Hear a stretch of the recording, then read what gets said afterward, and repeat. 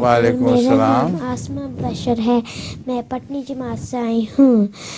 हुज़ूर, मेरा सवाल है कि सिनेमा में कोई बच्चों की फिल्म लगी हो जैसे हैरी पॉटर, क्या हम देखने जा सकते हैं?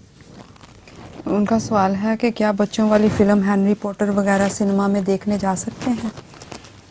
हाँ, अगर ये बच्चों वाली फिल्म है वो देखने के लिए जा तो सकते हैं, मगर जब टेलीविज़न पे भी आ जाती है तो सिनेमा में जाने की ज़रूरत क्या है फिर। टेलीविज़न पे भी आ जाती है और वो है बकवास ही बिल्कुल। मैंने देखी हुई है वो टेलीविज़न पर, और अजीब व गरीब किस्से हैं वो, नामुमकिन बातें हैं जो मुमकिन बना के दिखाते हैं उसमें वो। मगर है दिलचस्प, इसमें कोई शक